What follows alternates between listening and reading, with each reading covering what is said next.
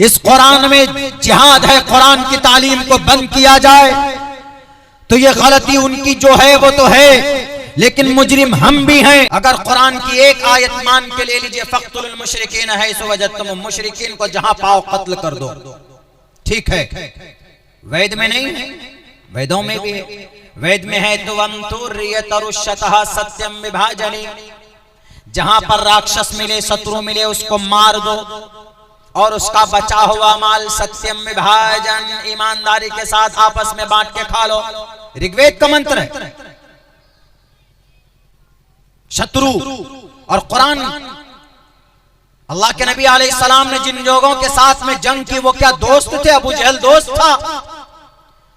सबसे बड़ा जालिम इस उम्मत का, अल्लाह के नबी और उनके सहाबा को तकलीफ देने वाला अगर कोई प्राणी था तो उसका नाम अबू जहल था। ये मीडिया वाले समझते हैं कि बहुत आसानी के साथ में हम कुरान के मतलब को समझकर पेश कर देंगे। कुरान को समझने के लिए पहले तो 4 साल मदरसे में जाइए और 4 साल तक फाला फालू फालत फालता फालना कीजिए और फिर नहव के कवायद को याद कीजिए, मुब्तदा खबर रफा नसब जर याद करो। मीडिया वालों, तब जाकर तुमको कुरान 4 साल के बाद तब जाकर सूरह फातिहा का तर्जमा कराया जाता।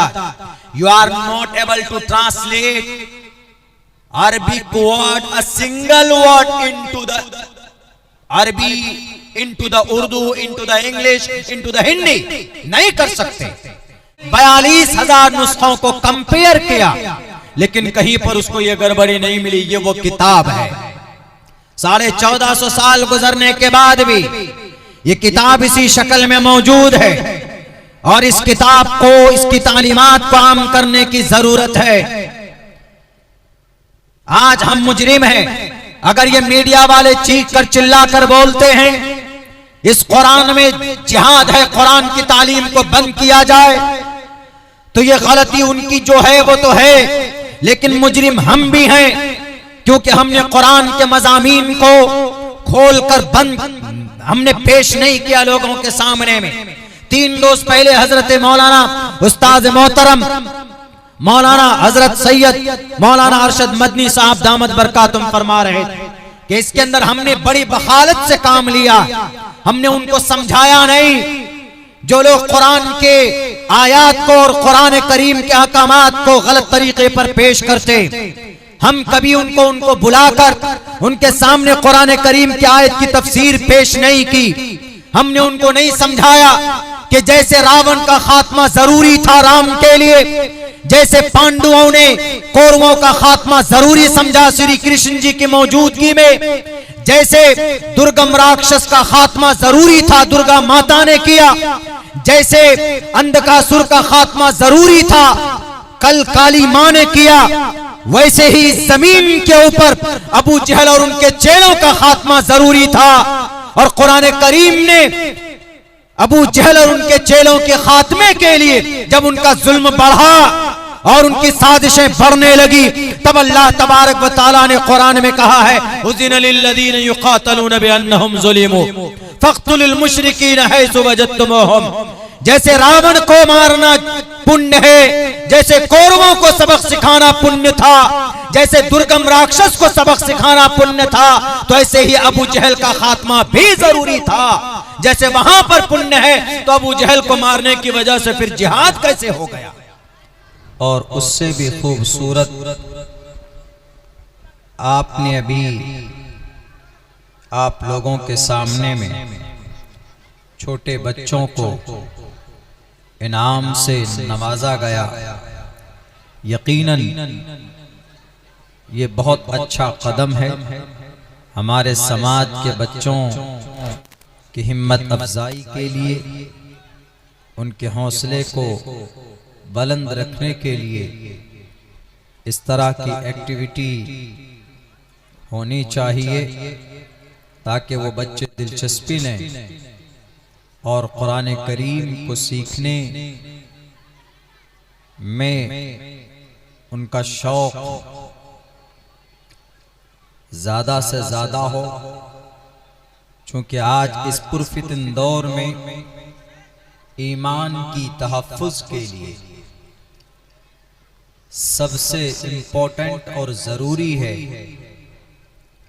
अक़ीदे की तालीम का आम होना। अगर तालीम नहीं है अल्लाह और उसके रसूल के बारे में, तो आप अपने ईमान की हिफाजत नहीं कर सकते। अलग अलग तरह से साजिशें तैयार की गई है आपके ईमान को, आपके इस कीमती दौलत को, अल्लाह के खजाने में इससे कीमती दौलत और कोई नहीं है। ईमान से बड़ी कीमती दौलत अल्लाह के पास और कुछ है ही नहीं। चारों तरफ से अग़ियार, the enemies of Islam every time, वो हमेशा हर वक्त ये चाहते हैं कि आपके ईमान का जनाजा निकाल दें, मैसेज ऑफ इस्लाम को इस जमीन से वाइप ऑफ कर दें, खत्म कर दें। अगर हम चाहते हैं कि इस पुरफितन दौर में हमारे ईमान की तहफ़्फ़ुज़ और बका, तो फिर हमारे लिए जरूरी है अपनी मजहबी तालीम को आम करना। और मजहबी तालीम में सबसे पहले कुरान की तालीम कंपल्सरी और जरूरी है। आप उसके बाद एकेडमिक क्वालिफिकेशन अपने बच्चों को दीजिए। किसी स्कूल में या कॉलेज में आप भेजने की तैयारी कीजिए, वो एक अलग बात है। मगर आज जितने भी, अभी कल एक मीटिंग थी हमारे इलाके में, वहां पर तहफ़्फ़ुज़े ख़त्मे नबूवत के ताल्लुक से वो मीटिंग रखी गई थी। उसमें यह बात आई कि सबसे ज्यादा मुतासिर होने वाले हमारे वो नौजवान हैं जो किसी स्कूल या कॉलेज में पढ़ते हैं, और उनमें ज्यादातर तालिब इल्म वो हैं जो मेडिकल लाइन से जुड़े हुए हैं। आप अपने बच्चों को मैट्रिक या इंटर कराएं, नो प्रॉब्लम, इस्लाम मना नहीं करता। मगर उससे पहले आपके बच्चे को मजहब इस्लाम, बुनियाद इस्लाम, अरकान इस्लाम, ये सब जरूरी और कंपल्सरी है। और ये चीजें बड़ी आसानी के साथ मकातिब में आप अपने बच्चों को एजुकेट कर सकते हैं। ये तालीम वहां पर बड़ी आसानी के साथ दी जा सकती है। इनको यूं न समझें कि छोटा इदारा है, मकतब है, कुछ नहीं होता है। यही मकतब ईमान की हिफाजत की जिम्मेदार है।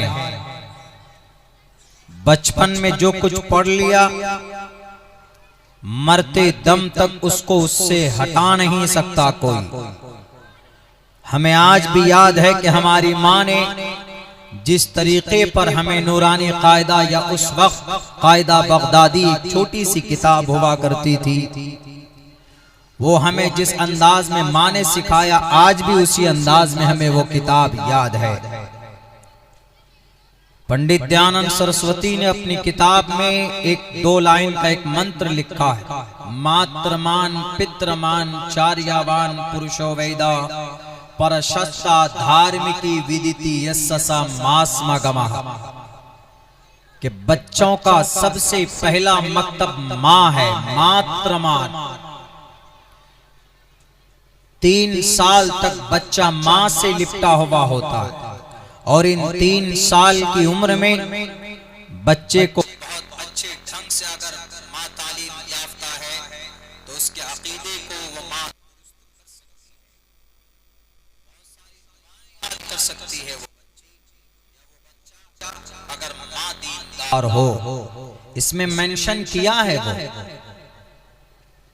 मात्रमान पित्रमान चार्यावान पुरुषो वेदा परशस्ता धार्मिकी विदिति, कीमती है वो माँ बाप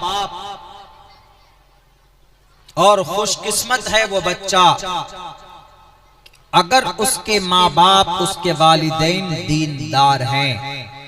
पंडित दयानंद सरस्वती, जिसने पूरी किताब मजहब इस्लाम के खिलाफ लिखी, सत्यार प्रकाश, उसी किताब के पहले ही समुल्लास में उसने ये लिखा है। ये बात अच्छी लिखी बहरे कैफ उसने, मातृमान माँ सबसे पहले जिम्मेदार है। बच्चे के दिमाग और उनकी सोचने की सलाहियत क्या हो, उसका जहन किस तरफ जा रहा, इसमें सबसे बड़ा रोल मॉडल अगर कोई है तो माँ है। इसीलिए माँ का दीनदार होना बहुत जरूरी है। जहां हम अपने बच्चों पर बहुत ज्यादा पैसा खर्च करते हैं, लड़कों पर, वहीं पर हमें अपनी बच्चियों की भी तालीम का बंदोबस्त करना चाहिए। दूसरे नंबर पर बाप की जिम्मेदारी आती है, पितरमान पिता की जिम्मेदारी। तीसरे नंबर पर असातिज़ा की जिम्मेदारी आती है, चार याबान, टीचर, गुरु, उस्ताद, पुरुषो वैदा। तब जाकर इंसान पुरुष वैदा बड़ा आदमी बनता। माँ, बाप, उस्ताद, उसके बाद पुरुषो वैदा इंसान महान बनता है। अगर ईमान जैसी अनमोल दौलत की हिफाजत चाहते हैं मेरे मुस्लिम भाइयों, इन मकातिब को आबाद करना जरूरी है, इन मदारिस को आबाद करना बहुत जरूरी। 213 मदरसे बंद किए गए उत्तराखंड में। सबब पूछा गया क्यों बंद किया, सिर्फ एक ही जवाब दिया गया। आज तक कोर्ट में एक ही जवाब पेश किया गया। वहां की जमीयत उलमा की टीम से हमने मालूम कि आप लोग कोर्ट नहीं गए। उन्होंने कहा कि कोर्ट हम पहुंचे हैं, ट्रायल पे केस नहीं आ रहा है, हियरिंग नहीं हो पा रही है। तो पुलिस वाले जिन्होंने सील किया है, जिन एजेंसियों ने मदरसों को, उनसे पूछे कि व्हाट्स रीजन टू क्लोज माई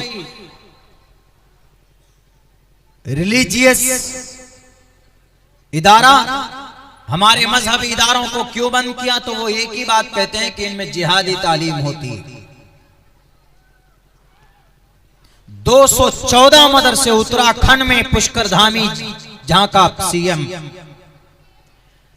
हैरत तो जब हुई ये खबर सुनकर कि इमाम साहब जिस मदरसे में पढ़ाते थे, कि इमाम साहब मस्जिद में भी इमाम नमाज पढ़ाते थे, मदरसे में पढ़ाते थे, मदरसा बंद, मस्जिद में भी तालीम। मगर उन्होंने अपने घर में सोचा कि बच्चों को कुरान की तालीम देंगे, नाजरा पढ़ाएंगे बच्चों को। अपने ही कुछ मीर जाफर मीर सादिक की औलाद, कुछ ऐसे लोग भी होते हैं अपने समाज में, उन्होंने जासूसी की, जनाब ये मौलाना साहब अपने घर के छत पे 10 बच्चों को तालीम दे रहे हैं, जिहाद की तालीम। फौरन पुलिस वाले आए, आकर देखा, छापा मारा, वहां देखा कि बच्चे पढ़ रहे हैं, उनके हाथ में, सबके हाथ में नूरानी कायदा। नूरानी कायदा में क्या लिखा हुआ होता है, तख्ती नंबर 1, तख्ती नंबर 2, तख्ती नंबर 3, बस यही इदगाम, इजहार, इख्फा, जेर जबर, तशदीद, तनवीन, यही सब, और कुछ नहीं होता। उन्होंने देखकर, अच्छा ये अरबी है, इसका मतलब जिहाद की तालीम है, यानी अरबी को जिहाद से जोड़ते। जहां अरबी लिखा हुआ दिख गया जिहाद है। मैं इस पर अभी बात करूंगा। एक नंबर के जाहिल हैं। पूरे नूरानी कायदा में एक भी लफ्ज जिहाद के ताल्लुक से दिखा दीजिए, नहीं दिखा सकते कयामत की सुबह तक। वो कुरान को पढ़ने के लिए एक बुनियादी ग्रामर है, कुरान को सीखने के लिए नूरानी कायदा, नाजरा पढ़ने के लिए बच्चों को नूरानी कायदा की तालीम दी जाती है। उस पर कहां से जिहाद आए, बस नूरानी कायदा मिलने की वजह से उस बेचारे इमाम साहब के घर को भी सील कर दिया गया। ये साजिश है, ये साजिश मदरसों को बंद करने की नहीं है, ये आपके ईमान को खत्म करने की साजिश है। मुसलमानों को ईमान की तहफ्फुज, शरीयत की बका, ये तालीम कहां दी जाती? मदरसों में, कुरान से।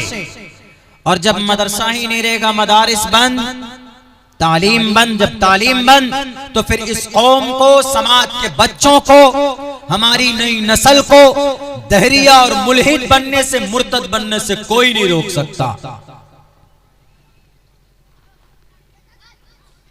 अकल के जरिए से खुदा को समझने की कोशिश की जाती है आज की तारीख में।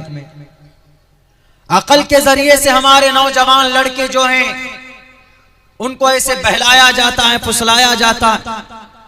मेरे भाइयों, इस जमीन पर कुरान से बेहतर, इस जमीन पर कुरान से बेहतर निजाम और सिस्टम दुनिया की किसी भी मजहब के पास नहीं। कुरान वो इल्हामी किताब है। दुनिया में जितनी भी किताबें आसमान से जमीन पर अल्लाह ने नाजिल फरमाई, वो तमाम की तमाम किताबें दफातन वाहिदतन नाजिल हुई, एक मर्तबे में। लेकिन ये कुरान वो वाहिद, वो इल्हामी किताब जिसको अल्लाह तबारक व तआला ने from the sky to the earth 23 साल के एक लंबे अरसे में अल्लाह तबारक व तआला ने इसको नाजिल फरमाया। दुनिया की और आसमानी किताबें, आसमानी क्या, दुनिया में और मजहबी किताबें, ऋग्वेद हो, यजुर्वेद हो, सामवेद हो, अथर्ववेद हो, रामायण हो, महाभारत हो, गीता हो, बाइबल में मता ले लीजिए, मरकस, लूका, यूहन्ना, बरनयास आदि ग्रंथ, तालमुद, अवस्था, दसातीर, ये सारी किताबें, इनमें सिर्फ एक या दो मजमून है या फिर दुनियावी बातें हैं। मगर कुरान दुनिया की वो वाहिद इल्हामी किताब है जिसमें दीन और दुनिया भी है, निकाह तलाक भी है, जंग और सुलह भी है, तिजारत भी है, माशरत भी है, सियासत भी है। वो तिबियानन लिकुल्ली शै, तमाम के तमाम मज़ामीन को अल्लाह तबारक व तआला ने इस कुरान में बयान फरमाया।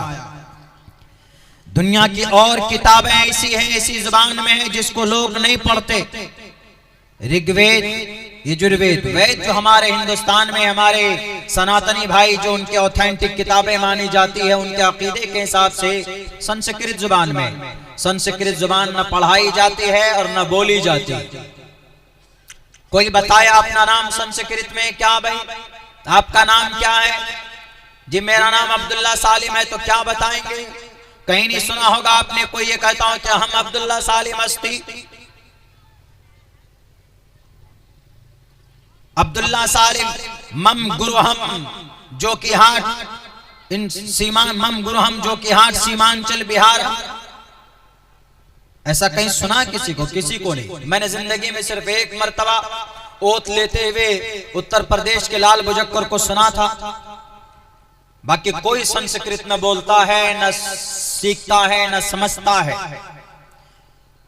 वेद संस्कृत में है, इंजील, तौरात इब्रानी जुबान में। इब्रानी जुबान भी नॉट इंटरेस्टेड, आप नहीं पाते। इब्रानी जुबान कहां है? आप ढूंढ कर रह जाइए, आपको ये जुबान नहीं मिलेगी। इंजील आरामी जुबान में, आरामी जुबान देख के ढूंढ कर आपको चिराग लेकर नहीं मिलेगी ये जुबान। अवस्था पारसियों की जो किताब है, पारसी जुबान में है। मजूसियों की किताब पारसी जुबान में है। पारसी जुबान कहीं नहीं पाई जाती, कहीं पर कुछ इलाके में एक दो जगह पर कहीं हो। और जबूर सुरयानी जुबान में है, कहीं पर यह जुबान बोली नहीं जाती। लेकिन कुरान एक ऐसी जुबान में है कि जजीरतुल अरब ने तकरीबन 55 ममालिक में खूब ये जुबान बोली जाती है, अरबी जुबान। ये वो वाहिद इल्हामी किताब है जिसकी जुबान सरकारी यानी अल्लाह की जुबान है। कल क़यामत में जन्नत में तमाम जन्नतियों की जो जुबान होगी उसी जुबान में ये कुरान है। जर्मन ईसाई पादरी, जर्मन के ईसाई मुफ्तियान किराम, ईसाई मुफ्ती पादरी जिसको बोलते हैं, जर्मन ईसाई पादरी 2 लाख कुरान के नुस्खों को जमा करता है, 3 साल तक पढ़ता, उसके बाद फिर ये कहता है कि ये बाइबल को जमा करता है। 2 लाख बाइबल के नुस्खे को जमा करता है और पढ़ता है, और फिर आखिर के अंदर ये कहता है कि 2 लाख अल्फाज इसमें गड़बड़ है, मगर 42,000 कुरान को जमा करता है। 3 साल तक उस पर रिसर्च करने के बाद जब वो पढ़ता है और वो यूं कहता है कि इसमें हमको एक लफ्ज भी सूरह फातिहा से लेकर मिनल जिन्नति वन नास तक ऐसा नहीं मिला जिसमें कोई तब्दीली हो। ज़ेरो ज़बर में कहीं ना कहीं तो लिखावट में चूक है, लेकिन लफ्ज के अंदर कोई लफ्ज ऐसा नहीं कि जो 2 नुस्खा जमा किया हमने दोनों के अंदर कोई तब्दीली हो। 2 नहीं, 42,000 नुस्खों को कंपेयर किया, लेकिन कहीं पर उसको ये गड़बड़ी नहीं मिली। ये वो किताब है। 1450 साल गुजरने के बाद भी ये किताब इसी शक्ल में मौजूद है, और इस किताब को, इसकी तालीमात को आम करने की जरूरत है। आज हम मुजरिम हैं अगर ये मीडिया वाले चीख कर चिल्ला कर बोलते हैं इस कुरान में जिहाद है, कुरान की तालीम को बंद किया जाए, तो ये गलती उनकी जो है वो तो है, लेकिन मुजरिम हम भी हैं, क्योंकि हमने कुरान के मज़ामीन को खोलकर बंद हमने पेश नहीं किया लोगों के सामने में।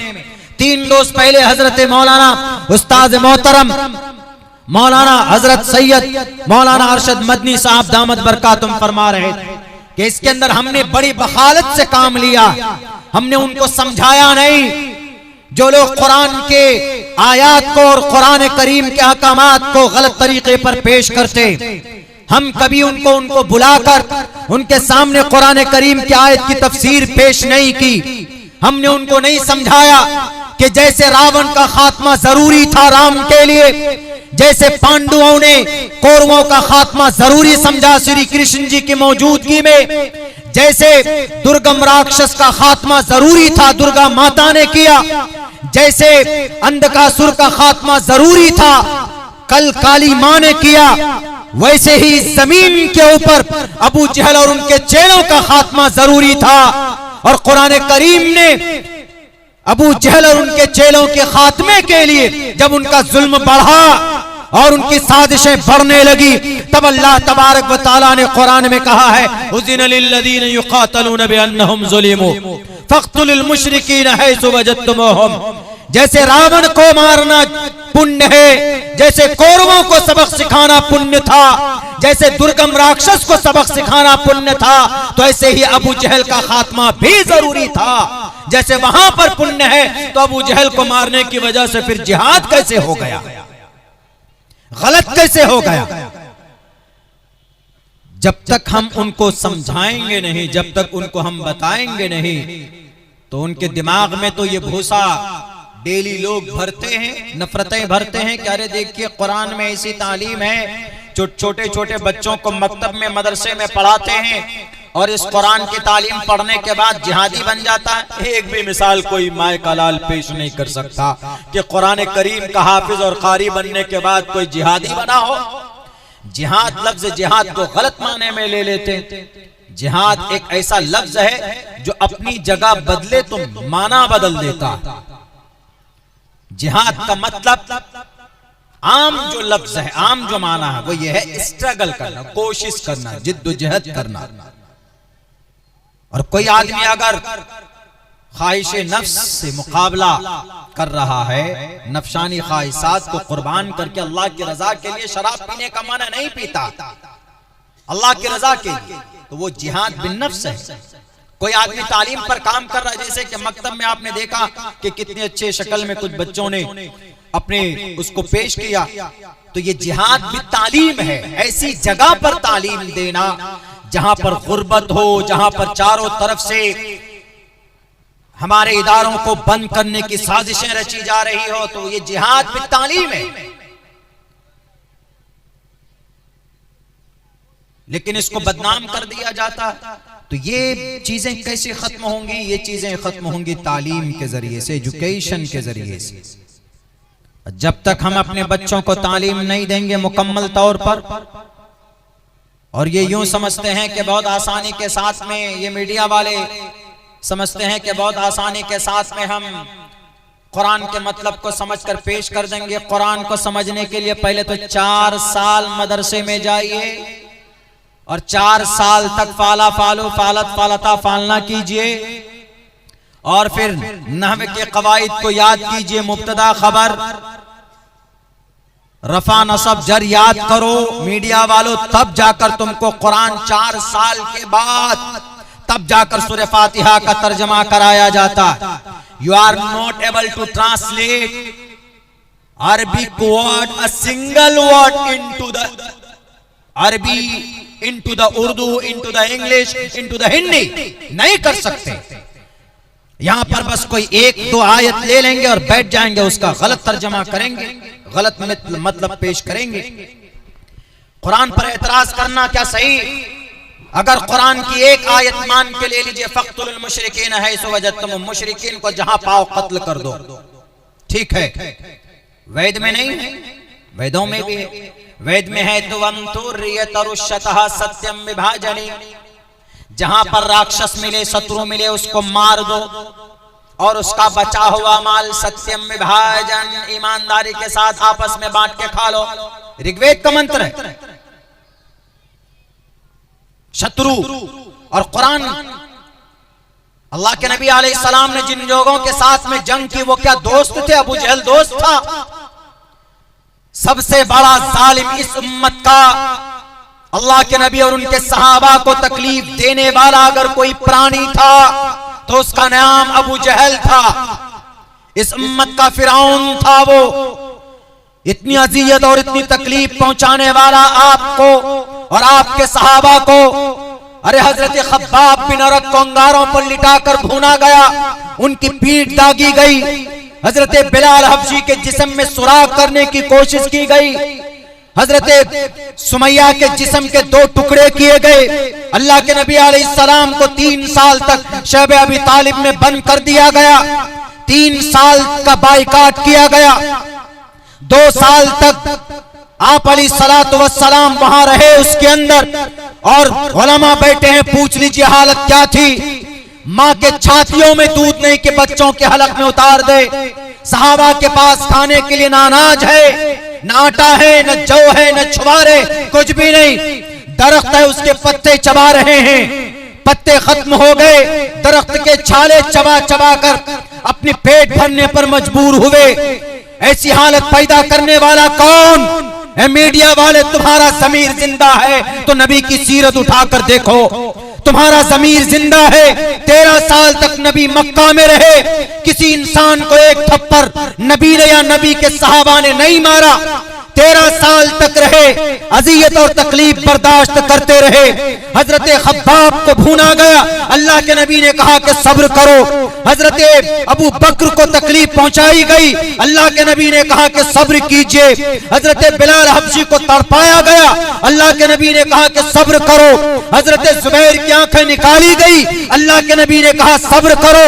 मक्का से मदीना जाते हैं 1.5 साल के बाद, तब जाकर जो अलायंस हुआ था, उस अलायंस की खिलाफ वर्जी करने की वजह से अल्लाह ने तब कुरान में ऑर्डर दिया कि फ़क़्तुल मुशरिकीन हैसु वजदतुमूहुम, पकड़ो उन जालिमों को जिन्होंने इन्होंने जिस मसालिहत और मुआहदे के खिलाफ काम शुरू किया है, उनको पकड़ो।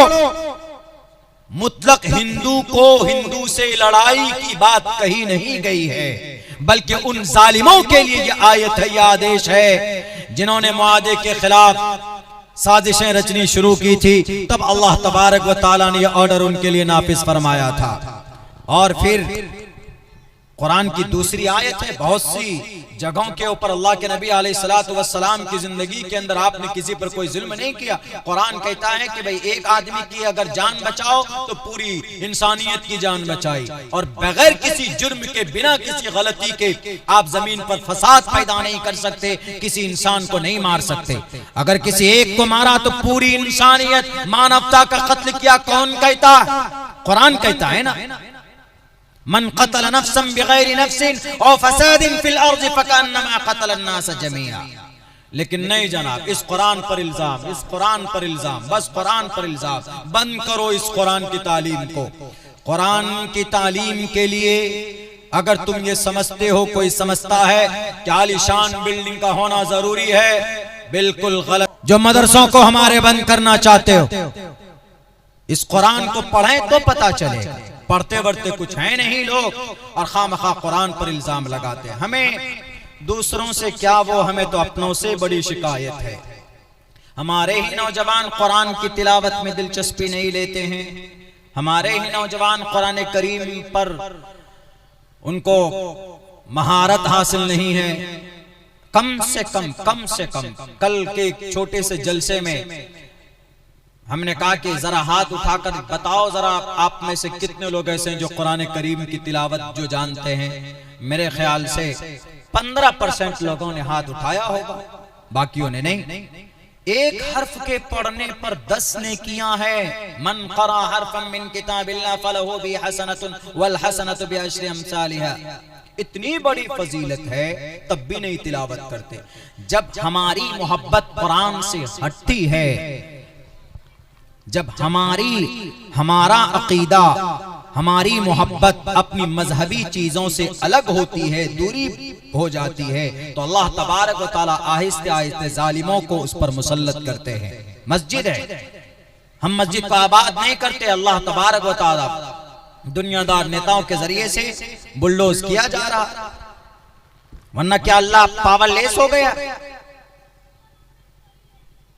कुरान में ऐसी कौन सी बात है जो गलत है? कुरान करीम में यही है ना, कुल हुवल्लाहु अहद अल्लाहुस समद लम यलिद वलम यूलद। अल्लाह एक है, वैद में नहीं है सही शय एक एक विरदय के व एक वनस्मयो विक्षवीर्या। परमात्मा एक है, एको देवा सर्वभूतेषु गूढ़ा। तौहीद है कुरान में, वेदों में भी है। कुरान में क्या है? दूसरे नंबर पर नमाज है, अकीमुस्सलाह, नमाज कायम करो। वेदों में भी है, महाभारत में, बल्कि महाभारत में, ये रामायण में कहा गया, प्रथमा दारका जीवा दियो दिदियन मुजियते तृतीयानन को डला कार्य चतुर्थर देव चंद्र का पंचम बिंदु संयुक्ता। कुछ न कुछ नमाज की सिफत इसमें बयान की गई। प्रथमा दारका, सीधे खड़े हो जाओ। दियो दिदियन मुजियते, थोड़ा झुक जाओ। तृतीयानन को डला कार्य, कुंडली मारकर बैठ जाओ। चतुर्थर देव चंद्र का पंचम बिंदु संयुक्ता, एक महापुरुष के मुताबिक बैठो, यानी कायदा आखिरा में जैसा हम बैठते हैं। उसके बाद अपने मन से, अपनी इच्छा से उस योग से बाहर निकलो। देखिए, और कुरान में क्या कहा गया? कुरान में और अकीदा है क़यामत के बारे में। या अय्युहन्नासु इत्तक़ू रब्बकुम इन्न ज़लज़लतस साअति शैउन अज़ीम यौम तरौनहा तज़हलु कुल्लु मुर्ज़िअतिन अम्मा अर्ज़अत व तज़उ कुल्लु ज़ाति हम्लिन हम्लहा व तरन्नास सुकारा व मा हुम बिसुकारा वलाकिन्न अज़ाबल्लाहि शदीद। तमाम आदम की औलाद को कुरान ने मुखातब किया कि अज़ाब, ये क़यामत की घड़ी से डरो। या अय्युहन्नास, ए आदम की औलाद, ए मिस्टर मोदी, ए अब्दुल्ला सालिम, सबको नास में सब आता है। मोदी जी भी आते हैं, योगी जी भी आते हैं, अब्दुल्ला सालिम भी आता है, सब आता है। क्रिश्चियन भी आता, जैन भी आता, बौद्ध भी आता, सब आता। इसीलिए अल्लाह ने कहा, या अय्युहन्नासु उअ्बुदू रब्बकुम, या अय्युहन्नासु इत्तक़ू रब्बकुम, अपने रब से डरो। इन्न ज़लज़लतस साअति शैउन करीब, क़यामत की घड़ी खतरनाक और करीब है। यौम तरौनहा तज़हलु कुल्लु मुर्ज़िअतिन अम्मा अर्ज़अत, जिस दिन तुम देखोगे जिस माँ के गोद में दूध पीने वाला बच्चा होगा, वो माँ अपने बच्चे को अपने गोद से दूर कर देगी। वो तज़ौकुल ज़ाति हमलिन हमलहा, और जिसके पेट में बच्चा होगा यानी जो हामिला औरतें होंगी उनका हमल साय हो जाएगा। वो तरन्नास सुकारा, तुम देखोगे लोगों को बेहोशी की हालत में, वमा हुम बिसुकारा, लेकिन वो बेहोशी नहीं होगी, वो नशा नहीं होगा। वमा हुम बिसुकारा वलाकिन्न अज़ाबल्लाहि शदीद, लेकिन अल्लाह तबारक व तआला का अज़ाब होगा जो बड़ा खतरनाक और सख्त होगा। क्या इसको गुरु पुराण में नहीं बयान किया? ओम पूर्णमिदः पूर्णात् पूर्णमुदच्यते पूर्णस्य पूर्णमादाय पूर्णमेवावशिष्यते। ओम शांति ओम शांति ओम शांति। जिस जात ने इस ब्रह्मांड को सजाया है वही जात इस ब्रह्मांड को नष्ट करेगा, और जब यह ब्रह्मांड नष्ट होगा तो ऐसी खतरनाक हालत होगी कि आखिर में बंदा कहता, भक्त करता कहता है, आकार मकार सकार ए ब्रह्मा विष्णु शिव शांति शांति शांति। यानी इतनी खतरनाक हालत नहीं पैदा कीजिएगा कि जिससे हमारी हालत और खराब हो जाए। तो आखिर में कह रहा है कि ओम शांति ओम शांति। ओम तीन बड़े खुदा का मुखफ़्फ़फ़ है। हिंदू अकीदे के मुताबिक तीन बड़े ईश्वर का शॉर्ट फॉर्म ओम है। विष्णु ब्रह्मा शिव, ये तीन बड़े खुदा। विष्णु पालता है, शिव मारता है, ब्रह्मा पैदा करता। इन तीनों का मुखफ़्फ़फ़ है ओम, आकार मकार सकार। तो इन्हीं तीनों बड़े खुदा से हिंदू भाई बोलते हैं कि परमात्मा ए ईश्वरा, आप इतनी खतरनाक सूरत हाल न पैदा करें, शांति शांति लाएं शांति लाएं। बताइए, कुरान करीम में कयामत से ताबीर करते हम लोग अपनी जुबान में उर्दू में, आपके यहाँ महाप्रलय बोला जाता, और कुरान में क्या है? पर्दा है। इज्जत बचाने के लिए मर्द औरत के लिए पर्दा, इज्जत व आबरू की हिफाजत के लिए। कुल्लिल मोमिनीन यग़ुज़्ज़ू मिन अब्सारिहिम, मर्द के लिए निगाहें नीची रखो। कुल्लिल मोमिनाति यग़ुज़्ज़ुन मिन अब्सारिहिन, औरतों के लिए निगाहें नीची रखो। व यहफ़ज़्न फ़ुरूजहुन्न वला युब्दीन ज़ीनतहुन्न, हिफाजते इज्जत के लिए है। ये सब वेदों में भी है। अधे पश्यसिमो परिसंतराम पादको हर माते कौशल्पको। ए समाज की बिटिया, जब तुम मार्केट में जाओ तो तुम अपने दोनों टांगों को ऐसे जोड़ कर चलो ताकि तुम्हारे पाजेब की आवाज किसी को नहीं सुनने को मिले। कितनी अच्छी बात कही। एक जगह और इसकी फजीलत को, औरत की फजीलत को दोबाला करते हुए प्रश्नोत्तरी में, यत्र नार्यस्तु पूजन्ते रमन्ते तत्र देवता तत्र तास्तु न पूजन्ते न रमन्ते न तत्र देवता। औरत की इज्जत करोगे तो ईश्वर की कृपा होगी, औरत की बेइज्जती करोगे तो ईश्वर की कृपा नहीं होगी। ये हमारे बिहार के सीएम साहब नीतीश कुमार जी के लिए, चूंकि वो हिजाब खींचते हैं ना पकड़, ये मंत्र उन्हीं की किताब में उनके लिए कि यत्र नारी अस्तु, फेले नाकिस है, अस्ति अस्तु अस्ता, यत्र नारी अस्ति, जिस घर में नारी बसती है, जिस घर में, यहां घर से मुराद मुल्क ले लीजिए, सूबा ले लीजिए, घर ले लीजिए। यत्र नारी अस्तु पूजनते, जिस घर में औरत है और उसमें उसकी इज्जत होती है। पूजनते का मतलब इज्जत, पूजने का मतलब उसकी पूजा करना नहीं है। यत्र नार्यस्तु पूजनते, जिस घर में औरत हो, नारी हो और उसमें उसकी पूजा भी हो, पूजा मतलब इज्जत हो। रमन्ते तत्र देवता, ईश्वर आते हैं वहां पर क्योंकि बेटी की इज्जत हो रही। तत्रे तास्तु न पूजनते, अगर कोई आदमी अपनी बेटी का सम्मान नहीं करता है, हिजाब पकड़कर खींचता है, उसकी तौहीन हुई। हिजाब पकड़कर खींचना नोचना ये तौहीन है। और तौहीन करने वाला, जलील करने वाला कहां जाता है पता है? जा नरपति पर जा, श्रीमद् भगवद गीता का मंत्र मैंने खुतबे में पढ़ा। ये हमने तहकीक की इस पर, पंडित केवल आनंद जोशी की किताब है, मैं पढ़ता हूं इस पर। इन सब मंत्र और श्लोक के ऊपर हम रिसर्च करते हैं ताकि जो बातें अच्छी हैं वो हिंदू भाइयों को भी बताया जा सके, और जो वो एतराज करते हैं कुरान पर तो हम उनको कह सके कि कुरान पर एतराज करने से पहले आपकी किताब में ये अच्छी बात मौजूद है। आप कुरान नहीं अपनी किताब भी पढ़ सकते, देख सकते। तो उसमें कहा गया जा नरपति पर जा, जो राजा अपने प्रजा को दुखदाता तकलीफ देता है। मिस्टर नीतीश कुमार जी के लिए कि वो उन्होंने एक बेटी को, एक डॉक्टर को दुख दिया। जब दुख दिया तो अब नीतीश जी मरेंगे तो कहां जाएंगे? गीता कहता है कि नीतीश जी हो कि पीएम हो कि सीएम हो कि कोई भी हो, अगर कोई अपने प्रजा को तकलीफ देता है सो नर तुरत, तुरत बोलते हैं ना हम लोग, तुरत संस्कृत वर्ड बोलते हैं। बहुत सी जगह पर संस्कृत वर्ड इस्तेमाल करते हैं, जैसे गिरेह मंत्री। लफ्ज गिरेह क्या है? संस्कृत है।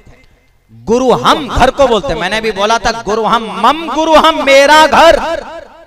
तो इसी से गिरेह मंत्री, घर का मंत्री। ये भारत हमारा घर है। गिरेह मंत्री मिस्टर अमित शाह है, गुरु हम मंत्री उसको बोला गया। तो यहां पर क्या कहा गया? सो नर तुरत नरक महू जाता, फौरन जहन्नम में जलेगा, भुना जाएगा। जो बेटियों की इज्जत नहीं करता, सम्मान नहीं करता। अब बताइए, कुरान करीम में तो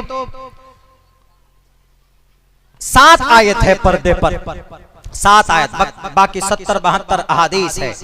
लेकिन मंत्र श्लोक तो इतने हैं औरत के सम्मान के बारे में कि पढ़ने की जरूरत।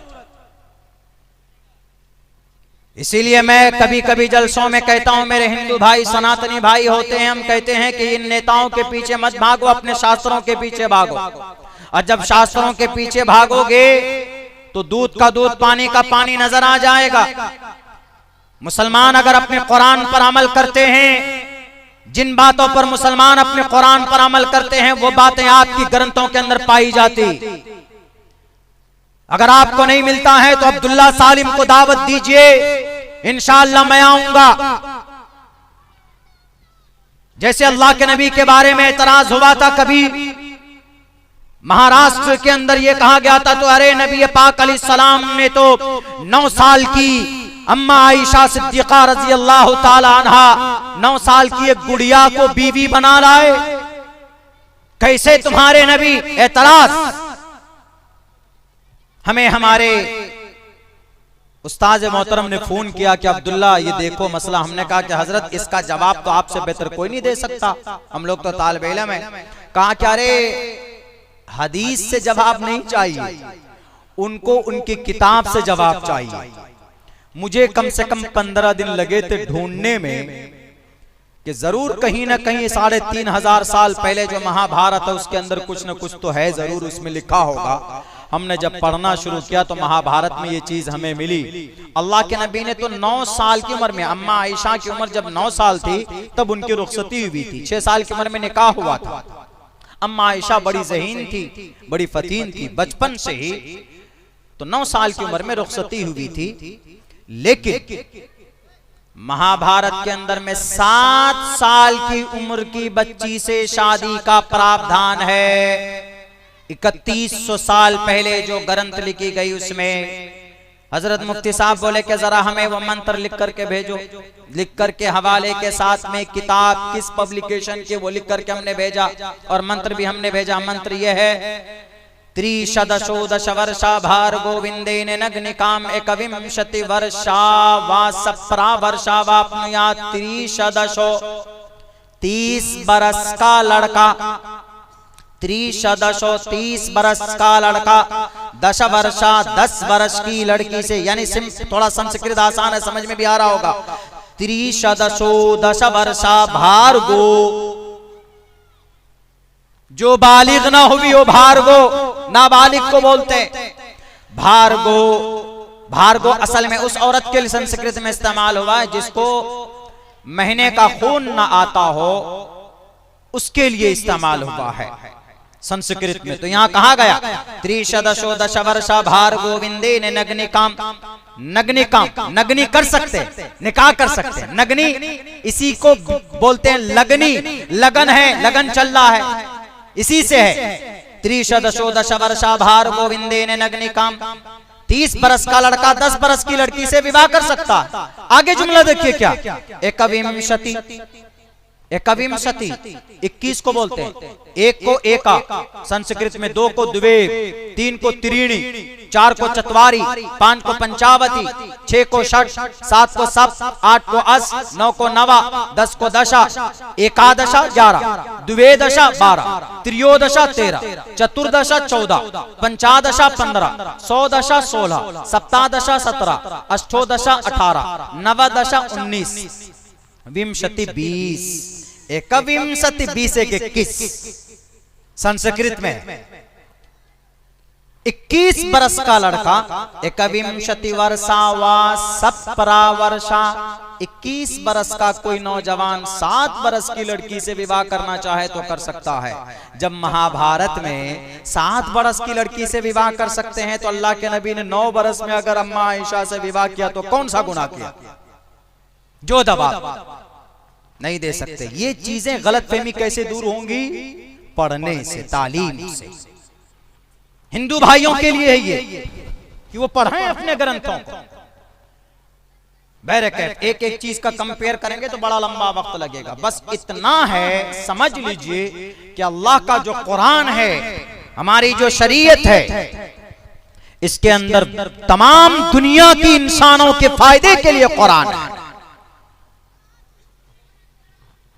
इसीलिए मेरे भाइयों, मेरे समाज के नौजवानों, मेरे मुसलमान भाइयों, अपने इस कुरान की तालीम अपने बच्चों को दीजिए, हाफिज कुरान बनाइए। ये मत समझिएगा कि नहीं हमारा बच्चा हाफिज बन जाएगा तो कुछ नहीं कर पाएगा। तारीख में भी शायद आपको ये बात ना मालूम हो, तारीख में ये बात लिखी हुई है कि आज तक दुनिया का सबसे बड़ा डॉक्टर हाफिज कुरान था। लंदन के अंदर, इंग्लैंड के अंदर, ऑक्सफोर्ड यूनिवर्सिटी में अल कानून किताब पढ़ाई जाती है। इस किताब में 10 लाख अल्फाज कुरान से 2 गुना, 10 लाख। कुरान में तो तकरीबन 3,22,000 कुछ ज्यादा हुरूफ हैं, लेकिन इस अल कानून किताब में 10 लाख हुरूफ हैं। और इस किताब को लिखने वाला मुसन्निफ, राइटर, मदरसे का हाफिज शेख हुसैन इब्न अली सीना, 11 साल की उम्र में हाफिज कुरान बने। कौन कहता है कि मदरसे में पढ़ने वाला दुनिया में तरक्की नहीं कर सकता? कौन कह सकता है कि अगर किसी के सर पे टोपी और दाढ़ी हो तो वो दुनिया के इन रोल मॉडल चीजों को समझ नहीं सकता? समझते हैं, लेकिन हमारा अकीदा है कि कामयाबी शरीयत पर अमल करने पर है, कामयाबी डॉक्टर बनने पर नहीं है। डॉक्टर बनेंगे तो ज्यादा से ज्यादा हम किसी बीमार को ठीक कर सकते हैं, लेकिन इस डॉक्टरेट की डिग्री लेकर 10 आदमियों को जन्नत नहीं ले जा सकते। अगर ये पावर किसी में है, अगर किसी को ये अथॉरिटी दी गई है तो वो सिर्फ एक हाफिज कुरान को ये अथॉरिटी दी गई। तिरमिजी की रिवायत है, हजरत अली फरमाते अगरचे सनतन ज़ईफ है मगर फजीलत पेश की जा सकती है।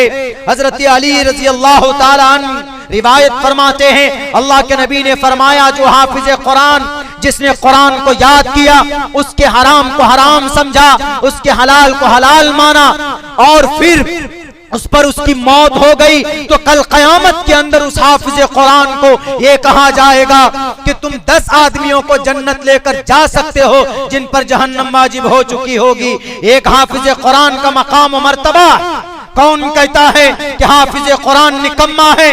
दुनिया के अंदर पैसा मिल जाना कामयाबी की दलील नहीं है, दुनिया के अंदर बादशाहत आ जाना कामयाबी की दलील नहीं है। अगर पैसों की वजह से कोई कामयाब होता तो नमरूद कामयाब होता, और अगर पावर की वजह से कोई कामयाब होता तो फिरौन कामयाब होता, और अगर कोई इस जमीन के ऊपर हुकूमत की वजह से कामयाब होता तो फिर बड़े बड़े बादशाह इस जमीन के ऊपर आए हैं। बुख्त नसर आया है, नमरूद आया है, और भी बड़े बड़े बादशाह खुर्रम खां आए, लेकिन किसी की भी कोई भी कामयाब नहीं हुआ। और कामयाब वही हो सकता है जो अल्लाह की मर्जी के मुताबिक जिंदगी गुजारेगा। कल क़यामत में इंशाअल्लाह कामयाब वही होगा। मन अता अल्लाह व रसूला फ़क़द फाज़। ए समाज की माँ और बहनों, अपने बच्चों को आंखें बंद करके कुरान करीम का हाफिज बनाओ। हाफिज बनने के बाद डॉक्टर बनाओ, इंजीनियर बनाओ, नो प्रॉब्लम। मेरा एक दोस्त है, यही झारखंड का रहने वाला है। हाफिज कुरान बनने के बाद मैंने उसकी कोचिंग की, ट्रेनिंग दी हमने उनको। वो पूरे झारखंड के अंदर टॉप किया हार्डवेयर इंजीनियर में। कोई बड़ी बात नहीं है। जो कुरान को याद कर सकता है, जो कुरान को अज़बर याद कर सकता है, वो दुनिया की किसी भी तालीम में किसी भी जगह पर पीछे नहीं रह सकता। आलिम बनने के बाद, हाफिज बनने के बाद 10 साल का कोर्स हम और हमारे साथ 14 नौजवान तालिबे इल्म 10 साल का कोर्स 2 साल के अंदर हमने कंप्लीट किया।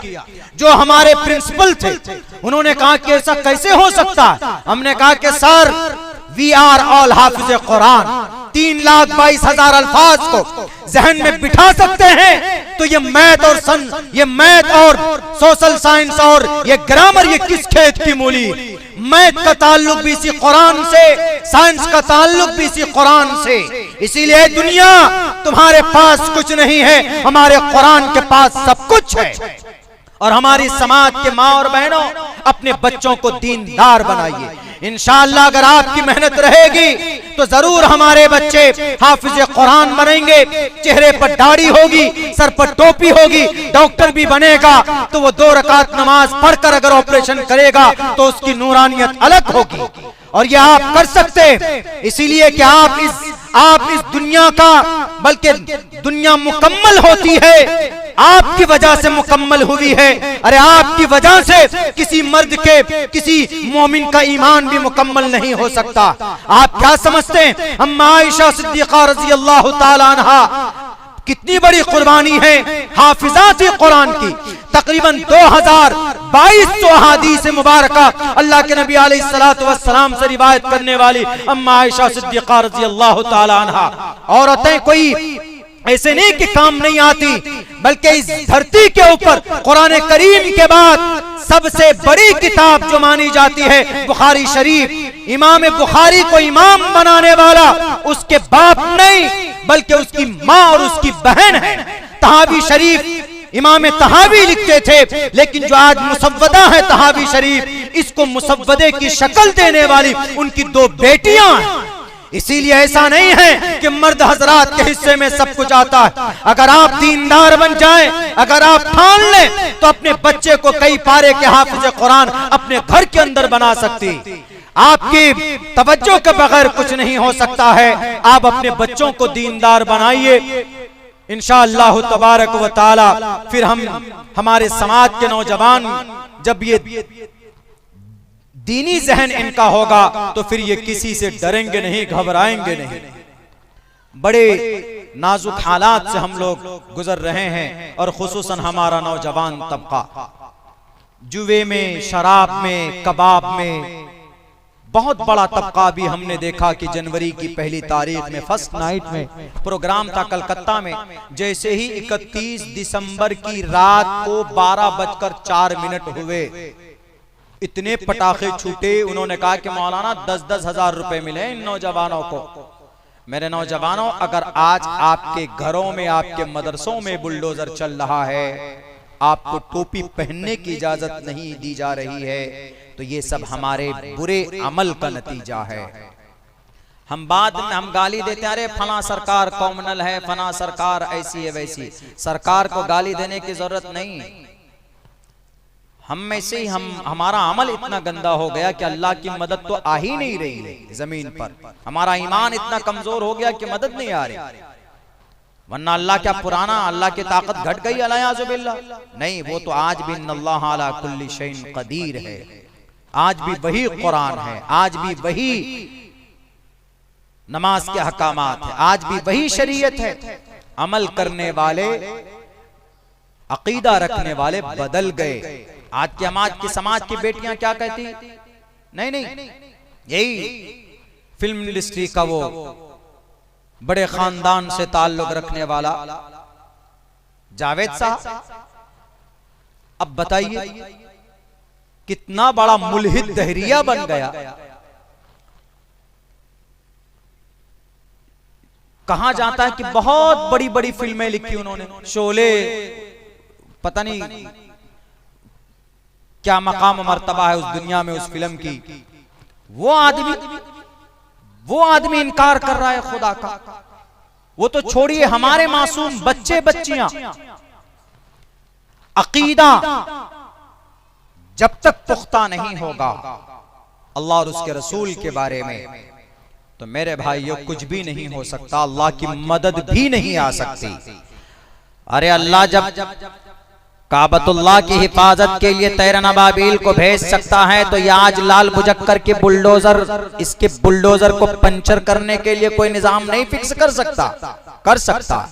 लेकिन काबतुल्लाह की हिफाजत के लिए एक मर्द मुजाहिद था जिनका यकीन इतना मजबूत था, मुमकिन है कि उनकी दुआ के बदौलत काबतुल्लाह की हिफाजत अल्लाह ने की। कुरान करीम में तज़किरा मौजूद है, अलम तरा कैफ फ़अल रब्बुका बिअस्हाबिल फील अलम यजअल कैदहुम फी तज़लील वरसल अलैहिम तैरन अबाबील तरमीहिम बिहिजारतिन मिन सिज्जील फजअलहुम कास्फिन माकूल। नौजवानों पढ़िए, सूरह फील है। फील का मतलब हाथी। उस जमाने में बुलडोजर का नाम हाथी। अबरहा जो आया था वो 200 बुलडोजर लेकर आया था काबतुल्लाह को गिराने के लिए। 200 बुलडोजर, 2 नहीं 200। उनमें से सबसे बड़ा बुलडोजर का नाम महमूद काबतुल्लाह को गिराने आया। अल्लाह के नबी के जन्म से पहले 50 दिन पहले, पैदाइश से पहले। बड़ा लंबा चौड़ा वाकया, शॉर्टकट बताता हूं क्योंकि वक्त काफी हो चुका है।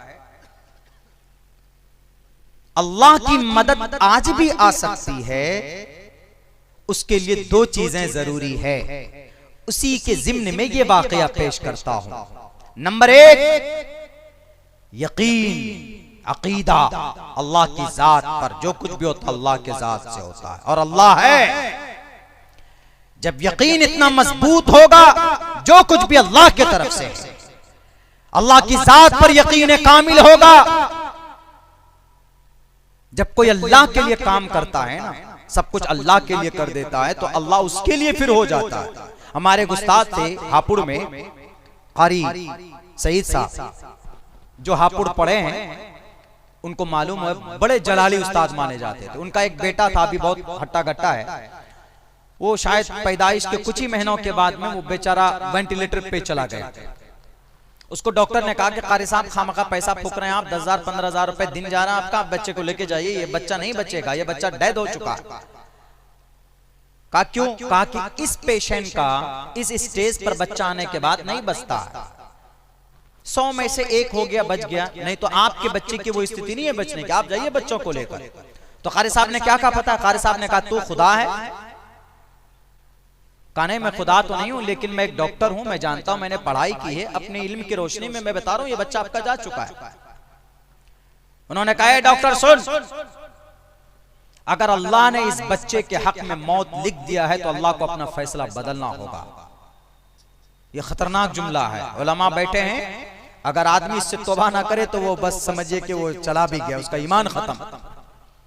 बहुत खतरनाक जुमला है कि अगर अल्लाह ने इस बच्चे के हक में मौत लिख दिया है, अगर ये बच्चा मरा हुआ है तो अल्लाह को अपना फैसला बदलना होगा। ए डॉक्टर तू सुन, ये बच्चा जिंदा होगा।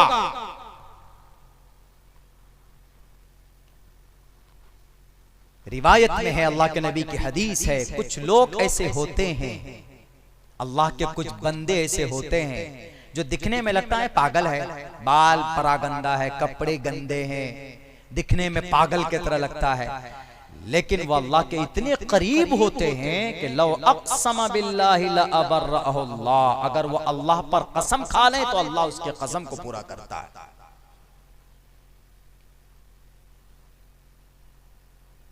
डॉक्टर परेशान कि आदमी पागल हो गया, बच्चा इनका कम 1 महीने से कुछ हरकत ही नहीं कर रहा है, और फिर देखिए ये हालत है इस बच्चे, और ये बड़े मियाँ इनके पीछे पड़े हुए हैं। बहरकैफ उन्होंने कह तो दिया, फौरन फोन करके कहा कि हजरत नाजिम साहब जरा एक बकरा ज़िबा कीजिए सदका करके इसके लिए, इसके नाम पर। फौरन बकरा ज़िबा लेकर ज़िबा किया। कहा कि खून शायद जमीन पर गिरा भी नहीं था, जैसे उधर खून गिरा जमीन के ऊपर, उधर से उस बच्चे के रोने की आवाज आई। यह है यकीन। लौ अक़सम बिल्लाहि ला बर्रहुल्लाह मन काना लिल्लाहि काना अल्लाहु लहु। जो अल्लाह का होता है अल्लाह उसका हो जाता है। ऐसा यकीन होना चाहिए मुसलमानों। अगर ऐसा यकीन है तो America, Israel RDX 2000 ton RDX बरसाया गजा पट्टी में, लेकिन गजा पट्टी का मुसलमान झुका नहीं। उन्होंने कहा हस्बुनल्लाहु व निअमल वकील। यह यकीन। उन्होंने कहा मार दे तो हमें, शहीद हो जाएंगे, चले जाएं, लेकिन सुन अल्लाह की वहदानियत और अल्लाह है इस धरती पर। अगर इस तरह का यकीन हो तो खड़े होकर ये पेशाब करने वाले नालायक, आसाम में 1303 मदरसे बंद करने वाले वहां के जालिम लीडर, उत्तराखंड का 214 मदरसे जिहाद के नाम पर बंद करने वाले, ये दकियानूसी जहन रखने वाले, पूरे भारत के अंदर तुम्हें तारीख नहीं मालूम। अगर ये मदरस ना होते तो आज अंग्रेज यहां का प्राइम मिनिस्टर होता। इन अंग्रेजों को मारकर भगाने वाली कोई मुकद्दस जमात थी तो हमारे इन्हीं मदरसों से निकली हुई वो जमात थी। तारीख नहीं जानते तुम। जो करना है करो, लेकिन हमें अल्लाह की जात पर यकीन है कि अल्लाह की ताकत के सामने में तुम्हारी कोई ताकत नहीं है। बस हम मुजरिम हैं, हमारे गुनाहों की वजह से अल्लाह की नुसरत रुकी हुई है। लेकिन जिन्हें जिस दिन हमारी कौम को एहसास हुआ, इंशाअल्लाह ये तौबा करेंगे और जरूर अल्लाह तबारक व तआला इनको तौफीक देगा। और अल्लाह की जब मदद आएगी तो फिर जालिमों को उनकी जगह पर उनको अपनी जगह भी नजर नहीं आएगी। मेरे भाइयों, उस वक्त अबरहा आया। अबरहा ने कहा कि इस शहर का मुखिया कौन? कहा कि अब्दुल मुत्तलिब। का बुला कर लाओ। अब्दुल मुत्तलिब हजरत इब्राहिम की दीन पर अमल कर रहे थे, क्योंकि उस वक्त अल्लाह के नबी की पैदाइश नहीं हुई थी। उस वक्त दीन इब्राहिमी पर सब अमल करते थे। तो उस वक्त हजरत अब्दुल मुत्तलिब को बुलाया गया। उनके 200 ऊंट पर कब्जा किया था, मुहासरा कर लिया। अबरहा कहता है कि अब्दुल मुत्तलिब, मुकाबला नहीं करोगे, लड़ाई नहीं करोगे? उन्होंने कहा कि मैं आपसे लड़ नहीं सकता। आपके पास ईडी है, आपके पास इनकम टैक्स है, आपके पास फौज है, आपके पास इलेक्शन कमीशन है, आपके पास गृह मंत्री है, आपके पास फाइनेंस मंत्री, सब कुछ उस वक्त के हिसाब से। हमने आज के हिसाब से बोला, उस वक्त के हिसाब से सब कुछ तो आप ही के पास। कोर्ट कचहरी, जज, अदालत, सब आपका। हम नहीं लड़ सकते आपसे। कहा फिर क्या चाहते हो? कहा कि हमारा ऊंट जो 200 ऊंट है वो हमारे ऊंट दे दीजिए, वापस कीजिए। कहा अच्छा, ऊंट की फिक्र है, मस्जिद की फिक्र नहीं है, काबतुल्लाह की फिक्र नहीं है। तो अब्दुल मुत्तलिब कहता है कि ये ऊंट का मालिक मैं हूं, तो इसीलिए इसकी हिफाजत मेरी जिम्मेदारी है और मैं आपसे ऊंट लेकर जाऊंगा। आप मुझे ऊंट देंगे, चूंकि ऊंट का मालिक मैं हूं। का ये घर का मालिक अल्लाह है। घर का मालिक अल्लाह। इन्न अहब्बल बिलादि इलल्लाहि मसाजिदुहा व अबग़ज़ुल बिलादि इलल्लाहि अस्वाक़ुहा, रवाहुल बुखारी। अल्लाह के नबी अलैहिस्सलाम ने बयान फरमाया कि अल्लाह को सबसे पसंदीदा जगह मस्जिद है और नापसंद जगह बाजार है। तमाम की तमाम मस्जिदें अल्लाह को बहुत पसंद है, बाजार नापसंद है। क़यामत कायम होगी, मस्जिदें अल्लाह तबारक व तआला उठाकर जन्नत में रखेगा। इन मस्जिदों को, इन मसाजिद को बैरकैफ। उन्होंने कहा कि अच्छा, इतना यकीन है, कहाँ है तुम्हारा अल्लाह? ये देखो 200 हाथी, इनमें महमूद नामी हाथी स्पेशल, इसको यमन का जो बादशाह है, ये यमन का गवर्नर था एक सूबे का, वहां का बादशाह उसने दिया। और ये जो महमूद नामी हाथी है, ये इतना बड़ा ताकतवर है कि अगर 5 माले बिल्डिंग में अगर ये इस तरह लगा दें अपनी कोहनी, अपनी गर्दन को, तो वो बिल्डिंग गिरने पर मजबूर हो जाए, इतनी ताकत का मालिक। उन्होंने कहा कि ठीक है, कुछ भी है, लेकिन मुझे इससे कोई सरोकार नहीं। अल्लाह का घर है, अल्लाह बचाए। या अल्लाह ना बचाए, वो अल्लाह जानेगा। मेरा ऊंट है, ये मेरे ऊंट जो 200 है ये मैं मालिक हूं, मुझे ऊंट चाहिए, मुझे ऊंट 2 लेकर जाऊंगा। अब्रहा ने कहा ठीक है लेकर जाओ। जब अब्दुल मुत्तलिब निकल रहे थे, तमाम शहर वाले से कहा कि शहर छोड़कर निकल जाओ, हमें कभी उम्मीद है अल्लाह की जात पर कि अल्लाह जरूर अपने घर की हिफाजत के लिए किसी न किसी को जरूर भेजेगा। मेरे भाइयों, उस वक्त में फिर ऐसा हुआ, दुआ की अब्दुल मुत्तलिब ने कि अल्लाह इस घर की अजमत को बचा ले, ए अल्लाह ये तेरा घर है, अगर तू मदद नहीं करेगा, हिफाजत नहीं करेगा तो कोई इसकी मदद नहीं करने वाला है। अब्दुल मुत्तलिब तमाम मक्का वासियों को लेकर निकला। इधर से अब्रहा ने कहा कि ऊंटों को चलाओ जी आगे। वो सब के सब हाथी वहीं पर रुक गए, उनके कदम आगे नहीं बढ़ रहे थे, दाएं बाएं पीछे जाने को तैयार, लेकिन आगे कदम बढ़ाने के लिए उनकी हिम्मत और जुर्रत नहीं हो रही थी। तो अब्रहा ने कहा कि इन हाथियों को छोड़ो, बल्कि हाथ में हथौड़ा उठाओ और फिर इस घर को तोड़ो, एक एक ईंट उठाकर लेकर जाओ। उन आदमियों ने जो उनके पास थे, फौजी लोग, वो अपने हाथों में हथौड़ा लेकर, लकड़ी लेकर जब उस घर के तरफ बढ़े तो मेरे भाइयों, अल्लाह तबारक व तआला ने एक तैरन अबाबील का एक झुंड, एक चिड़ियों का एक लश्कर, अलम तर कैफ फ़अल रब्बुक बिअस्हाबिल फील अलम यजअल कैदहुम फी तज़लील व अरसल अलैहिम तैरन अबाबील, तैरन अबाबील को उनके ऊपर भेज दिया गया। तैरन अबाबील छोटे चिड़िए की शक्ल में, उनके चोंच में एक कंकरी का एक टुकड़ा और दोनों पैरों में कहा जाता है कि चने के दाने के बराबर इतना बड़ा दाना था। यानी अगर चने के दाने के बराबर टुकड़ा अगर आप आसमान से गिरा दें किसी के सर पर तो मुझे उम्मीद है कि सर नहीं फटेगा, लेकिन जब अल्लाह का अज़ाब आता, जब अल्लाह की ताकत किसी चीज में होती है तो बहाना दाने का होता है। वो 315 की गोली से ज्यादा काम किया, जिसके सर पर लगा उसको वहीं पर धसा दिया गया। अब्रहा के भी हाथ पैर में लगे, उसका हाथ पैर वहीं पर कट कर गिरा और कहा जाता है फजालहुम कास्फिम माकूल, खाए हुए भूसे के मानिंद कर दिया था।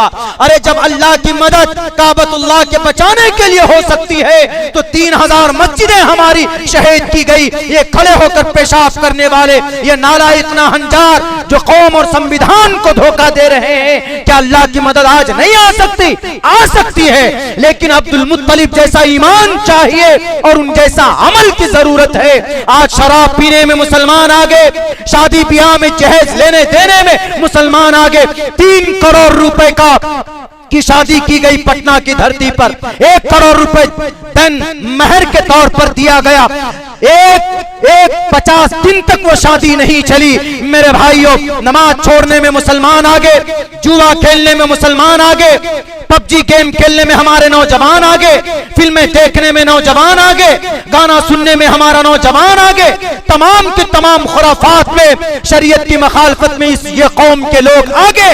जब आप और हम शरीयत की इतनी मखालफत करेंगे तो कयामत की सुबह तक अल्लाह की नुसरत और मदद नहीं आ सकती। अल्लाह की मदद के लिए 2 चीज जरूरी है, ईमान कामिल और नेक अमल का होना।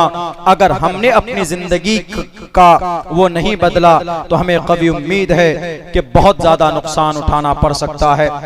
मेरे भाइयों, वक्त काफी हो चुका है, उलमाए किराम बैठे हैं, बस हम आखिर में यही कहेंगे कि अपने बच्चों को कुरान की तालीम दीजिए। और इस वक्त माहौल इतना खराब किया गया है, अपने बच्चों को कुछ न कुछ एकेडमिक क्वालिफिकेशन भी दीजिए, कम से कम मैट्रिक तक की तालीम अपने बच्चों को दीजिए। लेकिन before that you have to educate your child Islamic religion, Islamic education, मजहबी तालीम जरूरी है। मेरे पास एक पर्चा है, हाँ, एक तालिब इल्म की सालाना फीस 2400 रुपए है।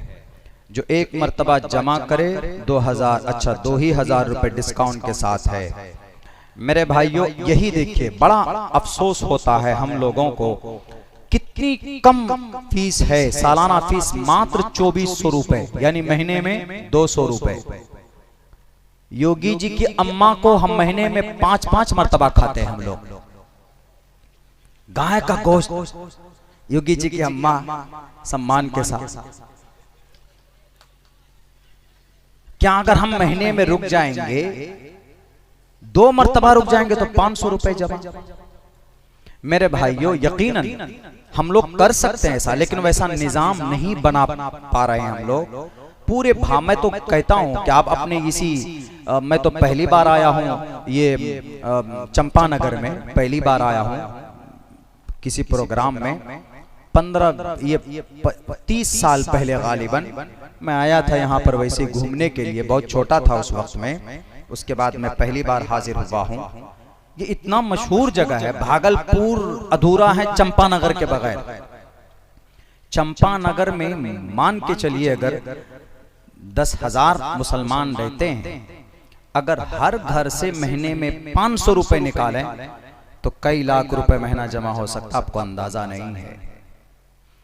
चंपानगर में जितने भी मदारिस हैं, एक तो बड़ा मदरसा है ही, वो तो है ही, जितने भी मसाजिद हैं, जितने भी मदारिस हैं, टोटल मदरसा मस्जिद के इमाम को और मदारिस के सालाना बजट को सारे खर्च पूरे होंगे, पैसा बच भी जाएगा अगर सिर्फ 500 रुपए महीने अगर निकाल ले। उनमें से बहुत से ऐसे खैर खा हजरात भी हैं जो 1000 रुपए भी दे सकते हैं। ये निजाम, ये सिस्टम किन में है पता है? यहूदियों में। यहूदी 1.5 करोड़ है सालाना, उनका इतना कितना है 1.5 अरब महीने का, सालाना छोड़िए महीने का 1.5 करोड़ मुसलमान अरब ये यहूदी। और हम मुसलमान कितने हैं पूरी दुनिया के अंदर में? 250 करोड़, यानी 1 अरब 75 करोड़। बताइए इतनी तादाद, तब भी भिखारी। हमारे उलमा जो मदारिस चलाते हैं, पूछिए जिहाद अकबर से कम नहीं है मदरसा चलाना आज की तारीख में। खाना, राशन, असातिज़ा की तनख्वाह, यहां जाइए वहां जाइए, अरे एहसान है इनका। जिस इलाके में कोई मदरसा है, आसपास के तमाम 200-300 घर वाले फौरन महीने में 500 रुपए ले जाके दो मदरसे में, कुरान की तालीम दे रहे हैं वो, ये होना चाहिए। लेकिन फिर भी हमारे उलमा टाइम निकाल कर जाते हैं आपके पास, तो इनका एहसान है कि इनकी वजह से आप ज़कात और सदका निकाल पाते हैं, वरना ज़कात तो निकालना आप पर फर्ज है ना। ये काम बहुत आसानी के साथ किया जा सकता है। यही देखिए 2400 रुपए है, या अल्लाह, यानी कि सालाना फीस 2400 रुपए, 200 रुपए महीना। अरे कम से कम महीने में 500 रुपए एक बच्चे की फीस नहीं रखेंगे? जो पढ़ाने वाला है वो फरिश्ता तो नहीं है, उसके भी बीबी बाल बच्चे हैं, उनको भी योगी जी की अम्मा का गोश्त खाने का मन करता होगा, योगी जी की दादी का गोश्त भैंस खाने का मन करता होगा। अरे भाई आप वो बताइए, इतनी कम अगर फीस होगी तो तनख्वाह कहां से देंगे? इसीलिए नहीं, तनख्वाह बढ़ाइए, पैसा आप लोग फीस बढ़ाइए, बिल्कुल गलत बात है। स्कूल में बच्चा पढ़ेगा तो वहां 1000-2000 दे देंगे, मकतब में पढ़ेगा तो 200 रुपए भी नहीं देंगे, जबकि यहां ज्यादा होना चाहिए। नहीं मेरे भाइयों, ये सोच बदलिए कि मदरसा मतलब फ्री, बिल्कुल नहीं। बल्कि मैं तो जिस मदरसे में जाता हूं, मैं कहता हूं कि जिसको पढ़ाना होगा पढ़ाएगा, 1000 रुपए 1500 रुपए फीस लाजिम कीजिए, खुराकी। हाँ, अगर कोई यतीम है, मिस्कीन है, गरीब है, नहीं है, यकीनन नहीं है, तहकीक कर लीजिए, वेरीफाई कर लीजिए, तो बिल्कुल फ्री पढ़ाइए उसको, बाकी कोई बड़ी बात नहीं। अभी ठंडी का मौसम है, एकदम बड़का बारी मछली लेकर आएंगे, भक्का खाएंगे सुबह, बगिया भक्का, पेठा क्या क्या बोलते हैं, वो खाएंगे खूब मजे से। लेकिन यह है कि हमारे इमाम साहब बेचारा वही मुंह सुखा के बैठा रहता है। नहीं मेरे भाइयों, ये चीजें हम लोगों को बदलने की जरूरत है। जब तक हम लोग दिलचस्पी नहीं दिखाएंगे और आगे नहीं बढ़ेंगे, इनकी हिम्मत अफजाई नहीं करेंगे, हमारे उलमा की जो ये मुकद्दस जमात है, ये फक्र की जिंदगी गुजारते हैं लेकिन इतने खुश रहते हैं कि इनकी मुस्कुराहट में इनकी परेशानियां छुपी हुई होती है, लेकिन किसी के सामने हाथ नहीं फैलाते।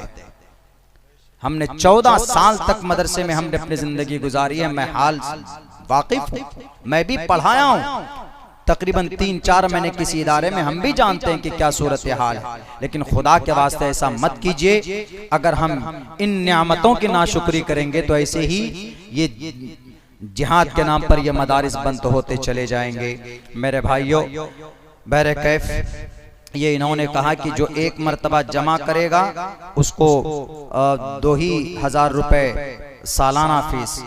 हमको यकीनन बड़ा वो हो रहा है, फिर भी चलिए मैं तो यही उम्मीद करता हूं कि ये जो आपने 2400 रुपए फीस सालाना रखी है ये सबको देने की तौफीक दे, बढ़ाकर देने की तौफीक दे। अपने बच्चे के लिए कुछ बैंक